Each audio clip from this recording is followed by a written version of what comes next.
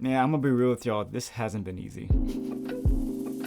The iPad has always been an interesting device ever since Apple launched it way back in 2010. For me and many others, this had opened up the door for creative opportunities that a regular laptop couldn't accomplish. But iPad OS and the apps were so far behind a normal desktop experience that it just became a gaming device.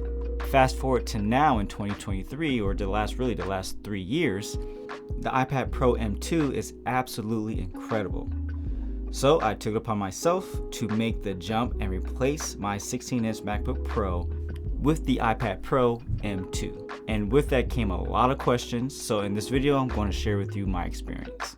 What's up everyone, welcome to the channel. My name is Joshua Martin. I'm a filmmaker and content creator, and normally I do a lot of videos about the filmmaking process, so gear reviews as well as being on set. But in this video it's going to be my first entry into the tech space, I guess you can say, and my experience with the iPad Pro coming from a filmmaker and editor's perspective. Now I've gotten a ton of questions all over social media for the last couple of months, and I've been trying to take my time with this because I need to get the full experience and a well-rounded opinion about the future of iPads and iPad OS and just how we can use it as a tool.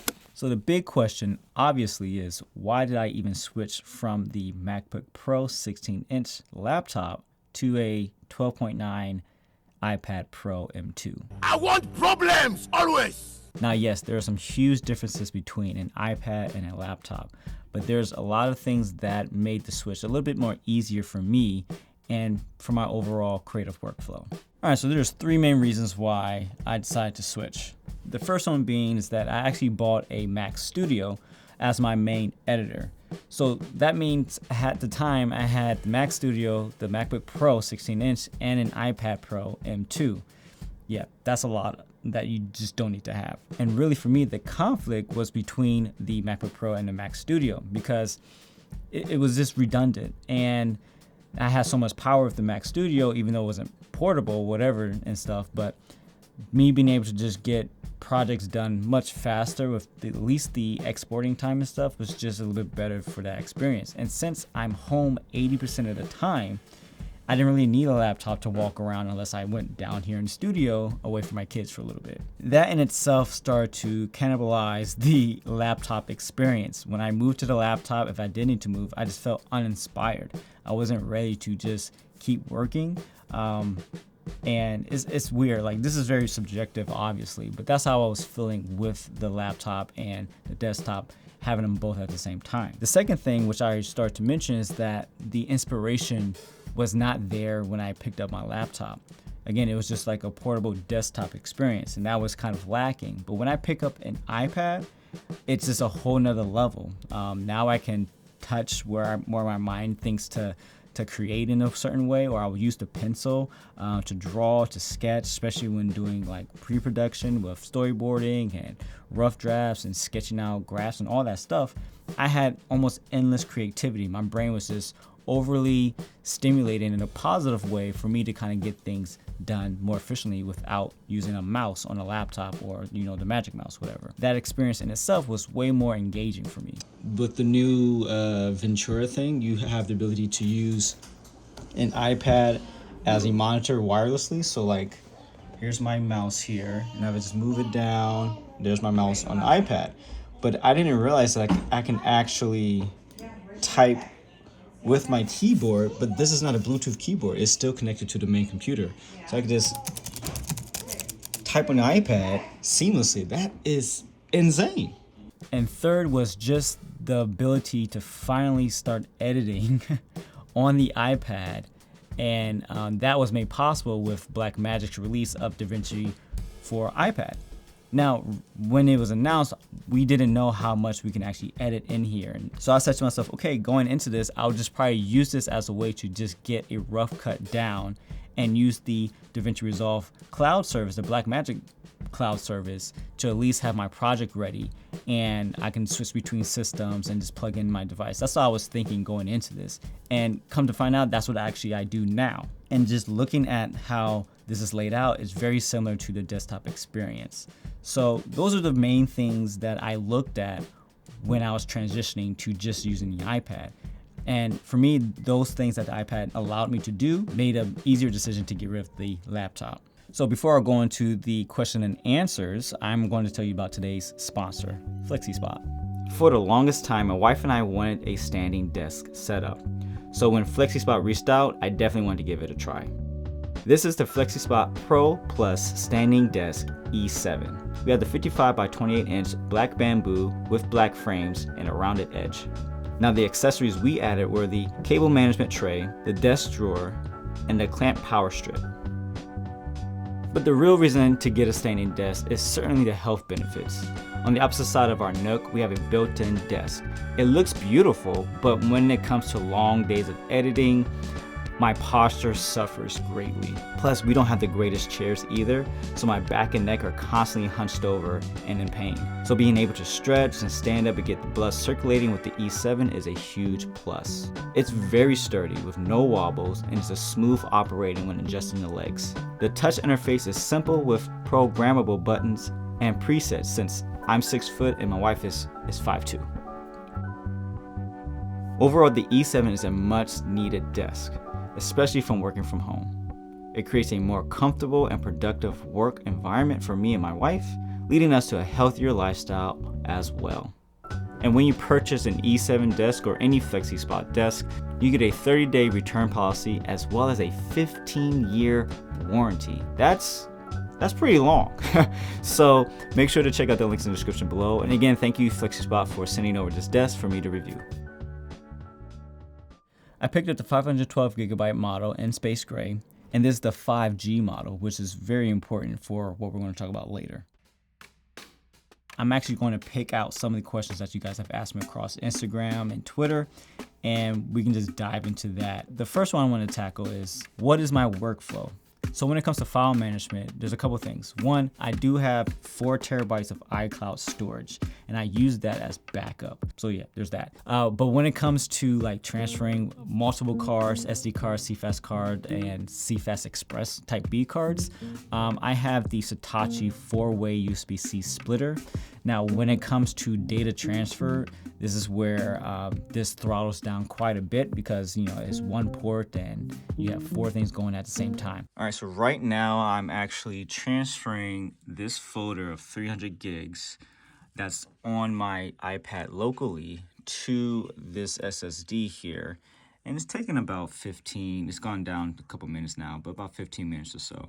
And right now it's transferring through the USB hub to this. So I'm gonna do it again and go directly from the SSD to the iPad and see if this time is faster. So to see if there's any bottlenecking here. Yeah, my thought was right. So this is now directly USB-C to the SSD from the iPad, and the speed is cut in half. So right out of the gate, this is one of the limiting things of the iPad. As we all know, it only has one USB-C. Apple did miss out on an opportunity to update the keyboard to have more pro features along with their more powerful machine, the M2. I noticed the current one that's been around, I think, for almost 3 or 4 years now, the charging speed from using the little USB-C that's on the keyboard itself, it's very weak. It can't handle a full charge, and this thing is very power hungry. That's one of the cons of the M2, I think, with the iPad. With this bright screen and driving all these powerful apps, it's really difficult to hold a charge for longer than almost 2.5 hours to 3. So I find myself plugging in. Again, I'm not stressed about that, but it's just something I definitely noticed. So it would have been nice to see an updated version of this where you allowed multiple USB-C ports that had faster data transfer, and then maybe the back of the keyboard had like a USB connector that connects to the iPad to access those USB-C ports. Now, I already hear some people, oh, you're just clamoring because now you just miss your laptop. No, I'm just trying to make this be a solution for the iPad experience, because there are people like me who really want to use this device, because there's still, like I said earlier, the upsides of using the iPad over a laptop. So it doesn't hurt to give suggestions. Now, there is that argument saying Apple's doing this on purpose because they're going to cannibalize their machines, and I don't think so entirely. The laptop experience is still better. There's still better desktop apps, but for those who are willing to sacrifice those things and use the iPad and get by, still supplies something that's a little bit more pro level, in my opinion. Just a thought. Oh, and I do need to say, files in the iPad is very similar to files on the desktop experience. So you just create your file structure and you just copy and paste the footage or photos or whatever that way. If it is photos, I just load everything into Lightroom and then work from there. But if it's all video and all that stuff, I just dump everything into a folder that I've made for my structure and then just kind of rock that. And then when I'm done, I unplug everything and just plug in just the SSD, and I could get started editing as well. How about your overall experience compared to a laptop desktop experience? Do you find it just as good, or do you feel a bit slowed down? Obviously, when you start something new, you do feel a little bit slowed down, and having the ability to touch all the different buttons and stuff is very different from a desktop experience. But over time, you get used to it. Using the pencil, I like the little hover feature. With the pencil, just you kind of scrub through some of your clips. Everything plays back very nicely, very smoothly. Either it's be 6K ProRes files, it'll be B-raw files. Everything plays back perfectly fine, which is so good to see. More complicated things like noise reduction, stabilization, you can see that it's starting to chug a little bit, and you need to kind of render a few things. But overall, it's a really good experience. So now when it gets to the editing portion of it, it's pretty straightforward. Now, yes, you can access all of the pages, but right now, what they're pushing, Blackmagic that is that you have the cut page, you have the color page, and you have the delivery page or exporting. And so I do tamper with the edit page from time to time. But that experience it's not quite there yet, because obviously I don't think they're pushing it, and it's ready and available to actually use. You can do a full video editing in there, but I do have to say it is better to start your full edit on the iPad if you're going to go this route, and then move to the desktop. I use Davinci cloud storage so I can make my project file in the cloud, and all I had to do is take my SSD and transfer between both devices. But the reason why I say that is that I have a lot of plugins and different types of fonts and everything from the desktop version. And if I did a project on the desktop version and try to do it on the iPad, that's when stability gets a little bit weird. That's when you lose certain LUTs and stuff, because like certain plugins, like I like to use Davinci. I like to use Dehancer for Blackmagic, and that's not available for the Davinci Resolve iPad version. So I can't use that. It doesn't show up. So it's better to start on the iPad and move to the desktop, and then versus doing it from the desktop and moving to the iPad. So I treat the iPad as my let's get things down. Let me see some dailies. Let me get a quick grade. Or most of the time, I don't worry about grading until later. But if I need to do a quick grade and quick, reels or something like that, I do that all on the iPad, which is kind of great. Now, when it comes to the speed of editing on the iPad, this is where, to be honest, the cut page and the speed editor come in handy. These are really meant to work together, because a lot of the buttons are pretty much tailored to how some of the shortcuts are on the cut page itself. But trimming gets a little interesting and faster over time. So as I'm trimming, I can actually just, hit my in and out point or do a hard trim and then use the spin wheel, and I can quickly get through things. So it's worth trying to understand how each page works to help you speed up things as you are working. For me, it took me maybe like a day or two, because I just committed myself to just learning it and getting used to it, and so I was able to just do that. The thing that slows down is when you want to be precise, and this is where the iPad lacks. The iPad screen, or just using the pencil, it has this snapping grid.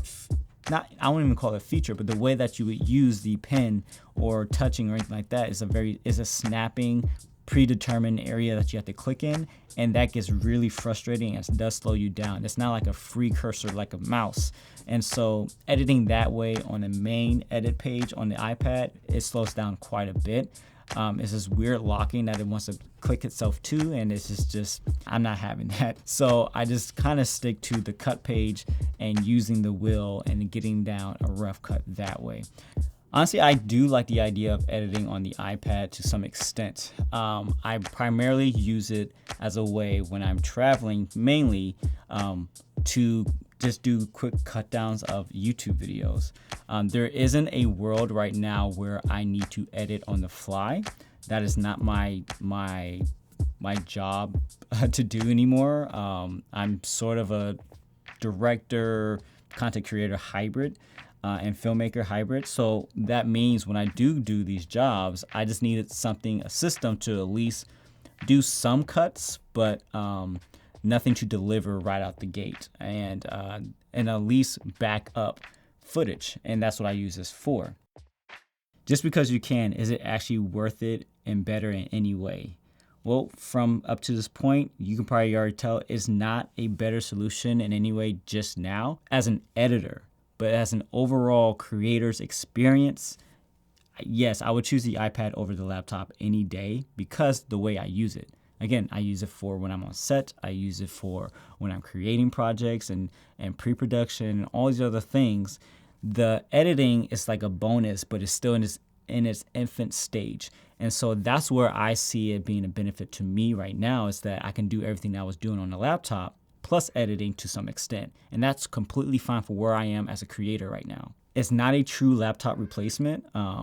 In that extent, is a very different type of experience. And all in all, I think I am a true diehard iPad user. I'm very excited to see if some of these rumors for a 16-inch MacBook Pro, Ultra, whatever you want to call it, Max, that is going to bring in more ports. It might change this little camera situation. Instead of being on the side, it'll be in the middle. Like all these things that I would like the iPad to be. I'm in it for the long run. That's me. And some people are not like that. They really want to argue about my choice of choosing the device I use and it's actually working for me. That's pretty funny. But anyway, if there are more questions that I did not touch on, feel free to say anything you want in the comments below. And I'll catch you guys on the next video. I'm going into production, so it might be a little bit for another video to come out. All right, I'm out.